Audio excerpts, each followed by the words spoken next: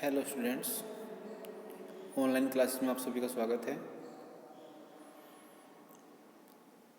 हमारा टॉपिक चल रहा है भारत का अपवाह तंत्र, ड्रेनेज सिस्टम ऑफ इंडिया। उसमें आगे बढ़ते हैं। फिर हमारी नेक्स्ट रिवर है, आपको बता दूं कि जो इसमें हमारा सिंधु नदी तंत्र है वह कंप्लीट हो गया था। अब हमारा चल रहा है इसमें गंगा रिवर सिस्टम। तो उसमें फिर आगे है अब यमुना नदी, यमुना रिवर। यह गंगा की सबसे लंबी सहायक नदी है।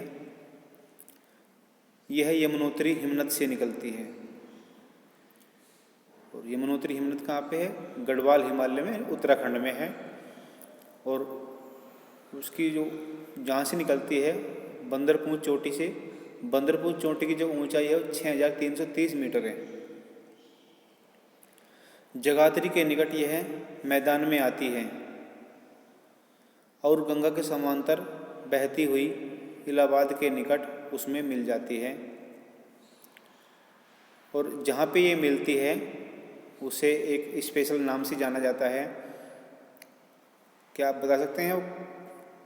जहाँ पे गंगा यमुना मिलती है उसे क्या कहा जाता है? उसे संगम कहा जाता है। ठीक है, इसे त्रिवेणी भी कहा जाता है या इसे प्रयाग भी कहा जाता है। ठीक है भाई। और एक और इम्पोर्टेंट बात कि यहाँ पे कुंभ का मेला भी लगता है इलाहाबाद में, वो इसी के संगम पर इन्हीं के संगम पर लगता है। ये बहुत ही इम्पोर्टेंट बात है भाई, याद रखना, इसको नोट डाउन कर लेना। ठीक है। त्रिवेणी क्यों कहा जाता है? क्योंकि यहाँ पे 3 नदियों का संगम था प्राचीन समय में, लेकिन प्रेजेंट टाइम में केवल 2 ही नदी यहाँ पे मिलती हैं, यमुना और गंगा। प्राचीन समय में बताते हैं कि यहाँ सरस्वती बीच में आकर मिलती थी, इसलिए इसका नाम त्रिवेणी है। इसकी कुल लंबाई, यानी कि जो यमुना नदी है उसकी कुल लंबाई 1385 किलोमीटर है और इसका कुल अपवाह क्षेत्र 3,59,000 वर्ग किलोमीटर है। दिल्ली, मथुरा, आगरा इसी नदी के किनारे बसे हैं। देखिए, जो फेमस शहर हैं भारत के, जैसे दिल्ली भारत की राजधानी है, मथुरा, आगरा फेमस सिटी हैं यूपी के, इसी नदी के किनारे स्थित हैं। मैदानी भाग में दाईं ओर से में चंबल, सिंध, बेतवा, केन आदि नदियाँ मिलती हैं। नेक्स्ट रिवर है हमारी रामगंगा। तो यह यानी कि रामगंगा गढ़वाल के पूर्वी भाग में नैनीताल के निकट से निकलती है। देखिए भाई, ये नैनीताल है, ये बहुत ही फेमस हिल स्टेशन है। यह बिजनौर जिले में कालागढ़ के निकट मैदान में प्रवेश करती है। देखिए, जो रामगंगा है कहाँ पे प्रवेश करती है? बिजनौर जिले में कालागढ़ के निकट प्रवेश करती है। और जबकि जो यमुना नदी से पहले वो कहाँ पे मैदान में आती थी? जगाधरी के पास मैदान में आती है। उससे पहले पर्वतीय क्षेत्र में रहती है, पर्वतीय क्षेत्र में बहती रहती है। यह कन्नौज के निकट गंगा से मिल जाती है। कन्नौज उत्तर प्रदेश में है, कन्नौज के निकट गंगा से मिल जाती है। रामगंगा की जो कुल लंबाई है वह 600 किलोमीटर है। गोमती नदी, यह यूपी के पीलीभीत जिले के पूर्व से निकलती है। यूपी के पीलीभीत जिले के पूर्व से निकलती है। गोमती की कुल लंबाई 940 किलोमीटर है। और हमारे उत्तर प्रदेश की राजधानी जो लखनऊ है वह गोमती नदी के किनारे ही बसा है। ठीक है भाई। आगे बढ़ते हैं। कोसी नदी। देखिए, कोसी एक पूर्ववर्ती नदी है। पूर्ववर्ती नदी क्या होता है कि किसी स्थान की स्थलाकृति बनने से पहले ही वहाँ पे कोई नदी प्रवाहित हो रही है तो उसे कहते हैं पूर्ववर्ती नदी। जैसे आपकी ये कोसी नदी हो गई, आपकी गंगा नदी हो गई, आपकी ब्रह्मपुत्र नदी हो गई। क्या है? ये सब पूर्ववर्ती नदी हैं, अर्थात उस स्थान पर कुछ स्थलाकृति बनने से पहले से ही वहाँ पे वे नदी प्रवाहित हो रही हैं, और जैसे जैसे वे स्थलाकृति बनती है ये नदी उनमें कटाव आरंभ कर देती है। ठीक है, तो उसे कहते हैं पूर्ववर्ती नदी। कोसी नदी पूर्ववर्ती नदी है जिसका स्रोत तिब्बत में माउंट एवरेस्ट के उत्तर में है। माउंट एवरेस्ट सुना होगा आपने भाई सभी ने। माउंट एवरेस्ट विश्व की सबसे ऊंची चोटी है, ये नेपाल में स्थित है। इसकी जो कुल ऊंचाई है 8,850 मीटर है, जहाँ से इसकी मुख्य धारा अरुण निकलती है। किसकी? कोसी की। कोसी की जो मुख्य धारा है वह अरुण है।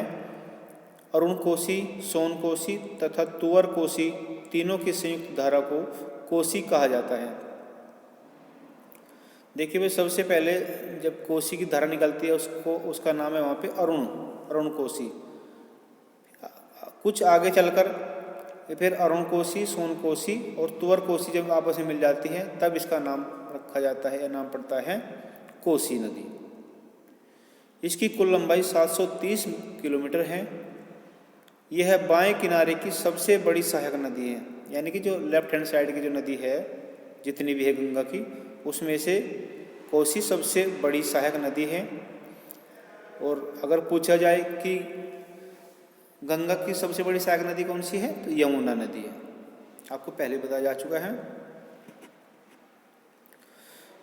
यह नदी मार्ग परिवर्तन व आकस्मिक बाढ़ के लिए कुख्यात है। ठीक है भाई, यानी कि यह अपना मार्ग बदलने के लिए और आकस्मिक बाढ़ के लिए बदनाम है। प्रसिद्ध नहीं कहेंगे आप, बदनाम कहेंगे या कुख्यात है, जिस कारण इसे बिहार का शोक, सोरो ऑफ बिहार कहा जाता है।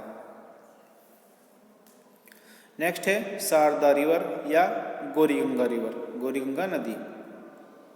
देखिए जो शारदा या गौरीगंगा नदी है इसे विभिन्न नामों से जाना जाता है, जैसे कि काली, चाइक, चोक तथा घाघरा एवं सरयू भी कहा जाता है। देखो कितने उपनाम हो गए इसके, शारदा, गौरीगंगा, काली, चाइक, चोक, घाघरा एवं सरयू। जहाँ इसे अच्छा जी, इसका उद्गम नेपाल हिमालय में मिलाम हिमनद से है। कहाँ पे है इसका उद्गम भाई? नेपाल हिमालय में मिलाम हिमनद। हिमनद क्या होता है? बर्फ की नदी को हिमनद कहते हैं, याद रखना भाई। तो हिमनद क्या है? बर्फ की नदी होती है, उसे हिमानी या हिमनद कहा जाता है। तो ये कह रहा है कि नेपाल हिमालय में मिलाम हिमनद से होती है, जहाँ पर इसे गौरीगंगा के नाम से जाना जाता है। यानी कि जब ये शारदा नदी में प्रवाहित होती है, शुरू में से क्या नाम से जाना जाता है? गौरीगंगा के नाम से जाना जाता है। यह भारत में गंगा की बाएं तट की अंतिम सहायक नदी है। कह रहा है कि यह भारत में गंगा की बाएं तट की अंतिम सहायक नदी है। इनके अलावा कुछ और नदियाँ भी हैं, चंबल, सिंध, बेतवा, केन, यमुना की सहायक नदियाँ हैं जो अपना जल यमुना में गिराती है, और यमुना किस में गिराती है? गंगा में गिराती है। गंडक, बेतवा, सोन आदि गंगा की सहायक नदियां हैं। भागीरथी एवं बेलंगना के संगम पर ही टिहरी बांध का निर्माण किया गया है। देखिए भाई, बहुत ही फेमस डैम है ये, और बहुत ही ऊंचा है। ये कह सकते हैं कि भारत का सबसे ऊंचा बांध टिहरी ही है। अब चूंकि जहाँ पे ये बनाया गया है वो वह सेंसिटिव एरिया है, बहुत ही संवेदनशील क्षेत्र है भूकंप की दृष्टि से, वहाँ भूकंप कभी भी आ सकता है। तो इसलिए जो पर्यावरणविद थे उन्होंने इस पर ऑब्जेक्शन उठाया था, और दूसरा ये पर्यावरण के लिए खतरा भी, मतलब नुकसानदायक भी होते हैं, क्योंकि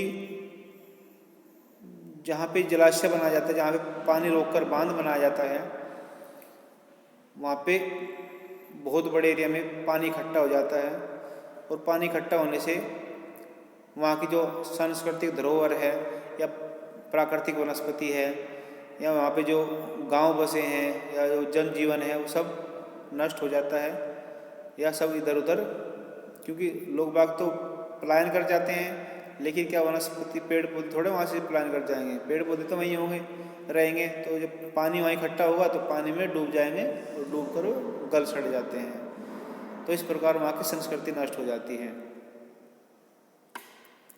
ऐसे ही जैसे यहाँ पे टिहरी बांध जहाँ पे बनाया गया है, वहाँ पे जो वहाँ की जो संस्कृति थी वो सब नष्ट हो गई है। वहाँ पे जो लोग रहते थे, जो गांव थे छोटे छोटे, उनको दूसरी जगह शिफ्ट कर दिया गया है।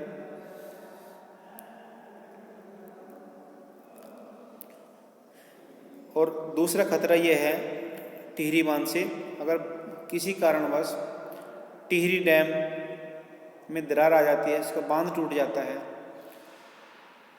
तो जहाँ पे हम रह रहे हैं ना मुजफ्फरनगर में, यहाँ तक भी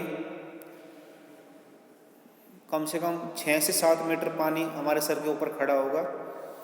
इतना अधिक पानी भरा है उस टिहरी बांध में।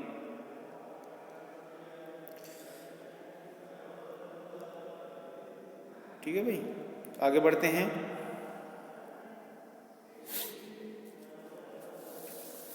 अब नेक्स्ट है हमारा ब्रह्मपुत्र नदी तंत्र, ब्रह्मपुत्र रिवर सिस्टम। भाई ये हिमालय से निकलने वाली नदी है। आपको बताया गया है कि इससे पहले भी कि ब्रह्मपुत्र नदी तंत्र, सिंधु नदी तंत्र और गंगा नदी तंत्र तीनों ही हिमालय से निकलते हैं। तो हिमालय से निकलने वाले नदी तंत्र हम उनका अध्ययन कर रहे हैं। तो उसमें अगला है हमारा ब्रह्मपुत्र नदी तंत्र। तो हिमालय के उत्तर में स्थित मानसरोवर झील के पास कैलाश श्रेणी के चेमयुंगडुंग हिमानी से इसका उद्गम होता है। हिमानी क्या होता है, अभी बताया मैंने, बर्फ की नदी। चेमयुंगडुंग हिमानी से निकलती है कौन, ब्रह्मपुत्र नदी। और ये कहाँ पे, मानसरोवर झील के पास है, कैलाश पर्वत श्रेणी में। यहाँ इसे सांगपो या सांपो कहा जाता है, जिसका अर्थ होता है पवित्र नदी। अरुणाचल प्रदेश में प्रवेश करने के बाद इसे सियांग या दिहांग नाम से जाना जाता है तथा दिबांग एवं लोहित नदी के बाएं तट से मिलने के बाद असम में इसे ब्रह्मपुत्र के नाम से जाना जाता है। यानी कि भाई जो ये ब्रह्मपुत्र नदी है, जहाँ से यह उद्गमित होती है, जहाँ से इसका उद्गम होता है, वहाँ पे इसे सांगपो या सांपो कहा जाता है। और जब यह भारत में प्रवेश करती है, कहाँ पे करती है, अरुणाचल प्रदेश राज्य में, वहाँ पे से क्या कहा जाता है, सियांग या दिबांग, सियांग या दिहांग कहा जाता है। और जब ये असम में प्रवेश करती है तब कहलाती है ब्रह्मपुत्र। जबकि बांग्लादेश में से जमुना कहा जाता है। एक और इम्पोर्टेंट बात भाई, देखो यहाँ पे इसके अलग अलग देशों में इसके अलग अलग नामों से इसे जाना जाता है। चाइना या तिब्बत में इसे सांगपो या सांपो कहा जाता है, भारत में से दिहांग और ब्रह्मपुत्र के नाम से जाना जाता है। जबकि जब यह बांग्लादेश में प्रवेश कर जाती है तब इसे जमुना कहा जाता है। गंगा नदी के साथ मिलकर विश्व का सबसे बड़ा डेल्टा बनाती है। गंगा नदी के साथ मिलकर विश्व का सबसे बड़ा डेल्टा बनाती है, जिसे सुंदरवन डेल्टा कहा जाता है। सुंदरवन डेल्टा क्यों कहा जाता है, क्योंकि यहाँ सुंदरी नामक वृक्षों की अधिकता है, इसलिए इस जगह का नाम पड़ गया सुंदरवन। ब्रह्मपुत्र नदी में ही विश्व का सबसे बड़ा नदी द्वीप माजुली स्थित है। देखिए भाई, आपको पहले भी समझाया जा चुका है कि नदी जब अपने साथ अवसाद, मिट्टी आदि बहाकर लाती है तो कहीं ना कहीं उसको डिपॉजिट भी करती है, यानी कि उसका निक्षेप भी करती है, अर्थात जमा भी करती है। तो कुछ क्षेत्र ऐसे होते हैं, तो जब एक बार किसी स्थान पर जमा होना शुरू हो जाता है तो वो जमता चला जाता है। ऐसे ही माजुली जो द्वीप है, इसका जमा हुआ है किसके द्वारा, ब्रह्मपुत्र नदी के द्वारा। और यह विश्व में सबसे बड़ा नदी द्वीप है। तो इसको अगर हम नदी द्वीप की परिभाषा पूछें तो कह सकते हैं कि वह द्वीप जो नदी से बना हो। ठीक है, तो नदी द्वारा बने द्वीप को क्या कहते हैं, नदी द्वीप, यानी कि AIT कहते हैं।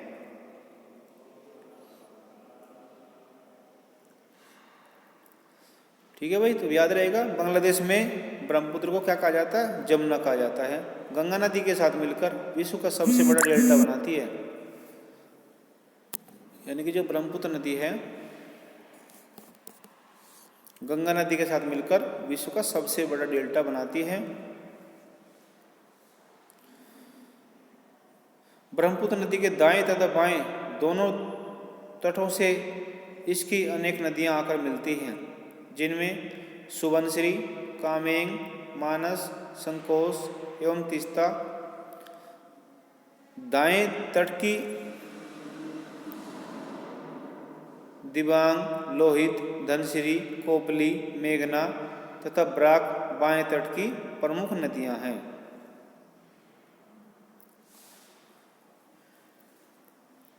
नोट, लोहित नदी को खूनी नदी भी कहा जाता है। ये लोहित खूनी नदी यानी कि ब्लड रिवर भी कहा जाता है। ब्रह्मपुत्र की जो कुल लंबाई है 2880 किलोमीटर या 2900 किलोमीटर। इसका अपवाह प्रदेश 5,80,080 वर्ग किलोमीटर में फैला है। भारत में यह 1,340 किलोमीटर बहती है। इस नदी में भयंकर बाढ़ें आती हैं। किसमें आती है? ब्रह्मपुत्र नदी में भयंकर बाढ़ें आती हैं, जिससे असम में अपार जनधन की हानि होती है। इसलिए ब्रह्मपुत्र को असम का शोक कहा जाता है। ठीक है भाई, आई होप आपने इसको केयरफुली सुना होगा और सभी के समझ में आया होगा। अगर नहीं आया है तो हमारी जूम मीटिंग में अपने क्वेश्चन रखिए, वहाँ पे फिर से को समझा दिया जाएगा। तब तक के लिए धन्यवाद।